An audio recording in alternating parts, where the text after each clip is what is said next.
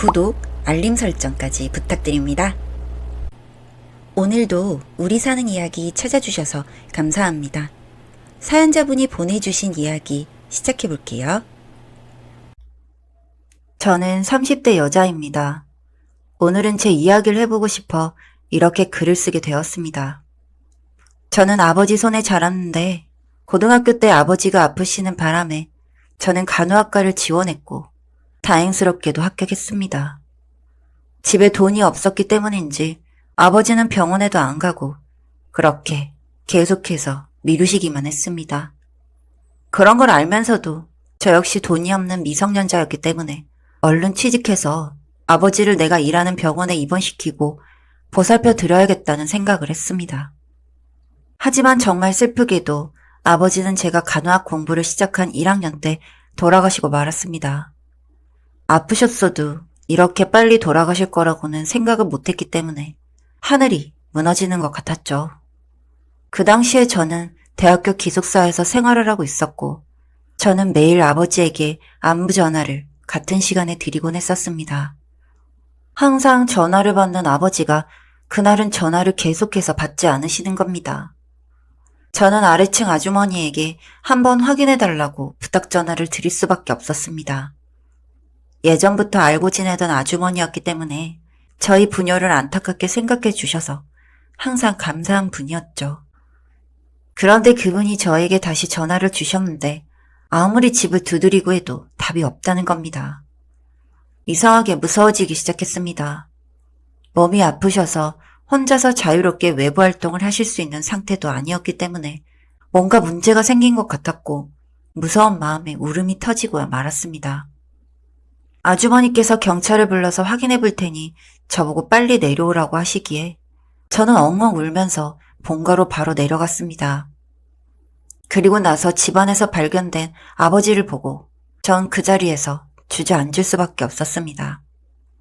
병세가 악화되셔서였는지 그게 아니라면 다른 선택을 하신 건지 알 순 없었지만 굉장히 평온한 얼굴로 아버지는 세상을 떠나셨습니다. 그 옆엔 돈이 들어있는 편지 한 장이 남겨져 있었죠. 하나밖에 없는 나의 혈육이 이렇게 사라지고 나는 이제 정말 고아가 되었구나 하는 생각에 눈앞에 깜깜해지고 저 역시 따라 죽고만 싶었습니다. 정말 그렇게 해버려야겠다 생각하며 아버지가 남긴 편지를 펼쳐보는데 거기엔 이런 내용이 들어있었습니다. 땡땡아, 사실 너네 어머니는 죽은 게 아니다. 네가 5살이 되던 해에 갑자기 집을 나가버렸다. 난 내가 돈을 못 벌어서 그렇구나, 힘들구나로 이해하고 버티며 널 키웠다. 그렇게 한참 뒤 나타나서 이혼을 하자는 말에 그렇게 했단다. 그날 이후 넌 나의 삶의 이유였고 목표였다. 나는 직장에 있는 게 아니라 항상 인력소에 다녔단다. 미안해 말거라. 너 때문이었지만 그게 나는 행복했다. 이 세상에서 나를 아빠라 불러주는 아이가 있다는 게 나를 살게 했으니 말이다. 그러다 너희 어머니의 소식을 들었단다. 사실 친구의 도움을 받아 병원을 다녀왔다. 하지만 병원을 갈 수 없겠더구나. 그 병원에 너희 엄마가 있었으니 말이다. 친구의 이야기를 들으니 친구의 도움이 아니라 너희 엄마의 도움으로 날 친구가 병원에 데려간 거라고 하더구나. 난 그 후의 이야기를 듣고 갈 수 없었단다. 너희 엄마는 새 가정을 이뤄 살았다고 했지. 그리고 너희 엄마는 나와 살 때에도 간호사였단다. 하루하루가 힘들었지만 널 보며 버티다 같은 병원 의사가 자기와 살자고 했다고 하더구나. 하지만 너까진 받아주지 않았다고 해서 우리 부녀를 두고 그렇게 갈 수밖에 없었다며 이제서야 이야기를 해주었다. 아빠가 바보 같을지 모르겠지만 이상하게 그 이유를 듣고 나니 이해도 되고 미안하기도 하고 그간 미워했던 마음도 그저 별게 아닌 먼지처럼 탈탈 털어버릴 수 있었단다. 그리고 널 보니 간호학과에 가겠다던 그리고 공부를 하고 있는 네가 피는 속일 수 없구나 하는 생각이 들었다. 아마도 너는 내가 아픈 모습을 보고 간호사를 꿈꿨을 거라 생각한다. 네 엄마도 마찬가지로 자신의 아버지가 아픈 것을 보고 그 길로 뛰어들었다고 했거든. 네가 나중에 엄마를 만날진 모르겠다만 그래도 살면서 궁금한 순간이 오겠지. 그런 너에게 네 엄마 이름 석자는 알려줘야겠다는 생각이 들었다. 네 엄마 이름은 땡땡땡이다. 네 엄마를 너무 원망하며 살지 마라. 나는 네가 한순간이라도 미움에 묻혀 삶을 허비하는 것이 안타까우니 말이다. 앞으로 내가 없더라도 우리 딸은 잘해 나갈 거라 생각한다. 먼저 가게 되어 미안하다. 하지만 한편으로는 어쩜 내가 사라지는 것이 네가 더 훨훨 날아갈 수 있는 길이 아닐까 하는 생각을 한다. 넌 나의 자랑이자 보물이었다. 행복하기만 하거라. 그리고 내게 힘이 되는 아비가 되지 못해 미안하다.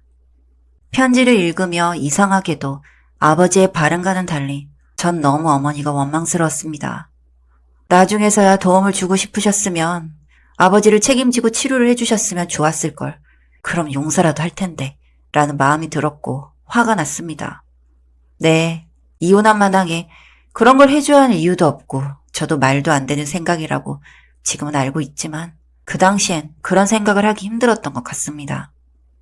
저는 제가 공부하고 있는 간호학도 싫어졌습니다. 엄마라는 사람과 같은 직장이라니. 너무 화나는 마음에 그 길을 포기해버릴까 하는 생각도 하게 되었죠. 하지만 그 반대로 내 아버지를 위해 더 열심히 그 길을 가야겠다는 생각도 하게 되었습니다. 정말 그때부터 미친 듯 살았습니다. 우선 학비를 마련하기 위해서 1년을 휴학하며 미친 듯이 돈을 벌었습니다. 하루 2-3시간을 자고 나머지 시간에는 돈을 벌었습니다. 학교를 다니고 있는 중에도 눈에 불을 켜고 돈을 벌었습니다. 그때의 저는 정말 돈과 싸우는 것처럼 그렇게 살았던 것 같습니다. 그렇게 저는 힘들게 대학교를 졸업하고 대학병원에 취업하게 되었습니다. 그렇게 취업해서 돈을 벌게 되니 그제서야 좀 숨통이 트이더군요. 그렇게 열심히 일하며 경력도 쌓아 나갔습니다. 그렇게 미친 듯이 살다가 어느 순간 갑자기 뒤통수를 때리는 하나의 생각이 있었습니다. 그간 너무 치열하게 살다 보니 친엄마라는 여자를 잊은 채 살았다는 사실을요.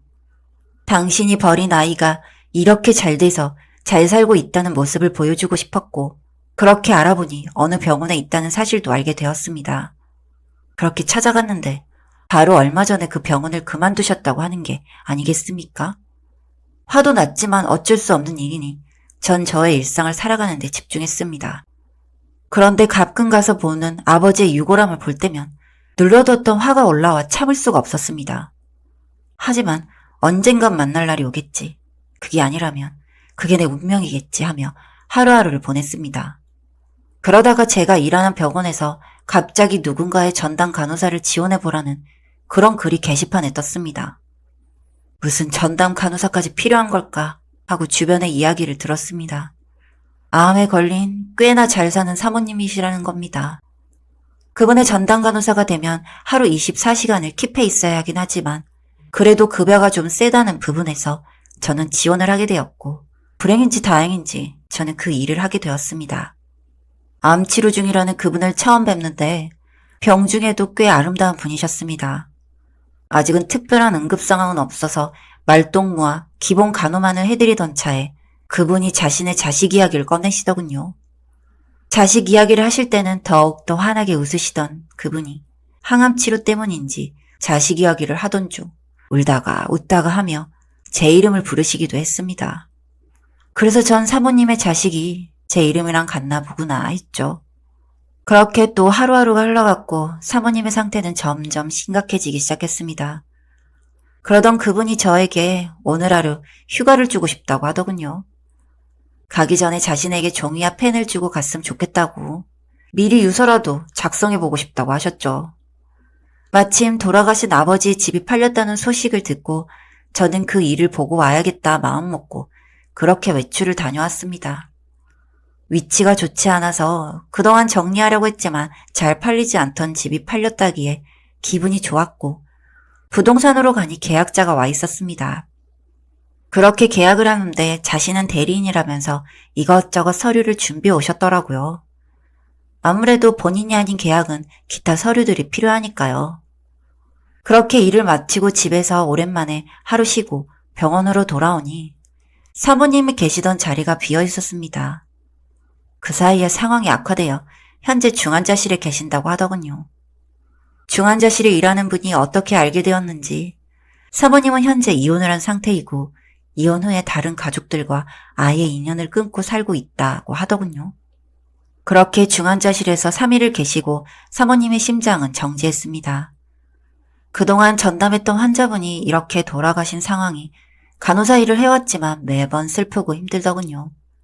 그렇게 사모님이 계셨던 병실을 마지막으로 둘러보고 나오는데 중환자실 간호사가 저에게 종이 한 장을 내밀었습니다. 이게 뭐냐 물었더니 사모님이 저에게 편지를 남겼다고 하더군요. 예쁜 간호사분, 저는 땡땡땡입니다. 내가 이렇게 돼버려서 아마 많이 놀랐을 것 같아요. 나도 간호사였어요. 놀랐죠? 난 몸 건강에 이상이 생겨 48배 병원을 나와 집에서 지냈답니다. 1년 사이에 건강이 많이 나빠졌네요.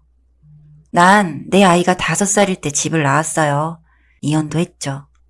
난 그때도 암 진단을 받았었어요. 그런데 그걸 말 못하겠더라고요. 내가 죽는다는 무서움이 그이에겐 충격이 클 것 같았으니까요. 그럼 내 아이도 죽을 것 같아서 내가 내 발로 나왔어요. 그런데 사람 일이 참 희한하죠. 내가 혼자가 되고 날 좋아하던 의사가 날 미국까지 데려가 날 치료해주는 게 아니겠어요? 솔직히 너무 살고 싶었습니다. 그래서 그 사람의 도움을 받았고 어느 순간 내게 매어 힘들어하는 그 사람을 보니 다시 혼자가 되었죠. 하지만 슬프진 않았습니다. 그렇게 열심히 또 살았고 벌었고 그 돈으로 전 남편을 찾아갔는데 그 사람도 많이 아프더군요. 큰 힘은 못 되었지만 그래도 그 사람을 위해서 도움을 주고 싶었어요. 그렇게 나는 내 자식을 보게 되었죠. 멀리서 보고 후다닥 도망쳤지만 그래도 심장이 뛰는 게 느껴졌습니다. 하지만 그게 실수였나 봐요. 한 번 보고 나니 계속해서 곁에 두고 싶고 만지고 싶고 안아보고 싶었습니다. 그런데 그렇게 하질 못하니 마음의 병이 생겼을까요? 그간 잠잠해서 괜찮아진 줄 알았던 암이 이젠 숨 쓸 수조차 없이 그렇게 온몸에 퍼져버렸다고 하는 겁니다. 다행이었죠. 내 아이에게 내 존재를 알리지 않은 게 얼마나 잘한 일이었나. 진료 결과를 보던 날 그 생각부터 들더군요. 그리고 미안하지만 이곳에 당신이 있다는 것을 알고 그렇게 내가 찾아왔습니다. 미안해요.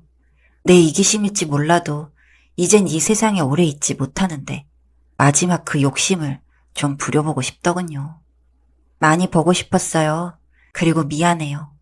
똑똑하고 예쁜 사람이니 앞으로의 인생도 행복하리라 생각합니다.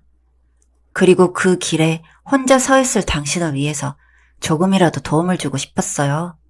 싫다 하지 말고 거절하지 말고 받아줘요. 이것밖에 해줄 수 없어 미안합니다. 그렇게 얼마 뒤 제 통장엔 거액의 현금이 들어와 있었습니다. 곧 쓰러져 가는 집 가격치곤 너무 높은 가격이었죠.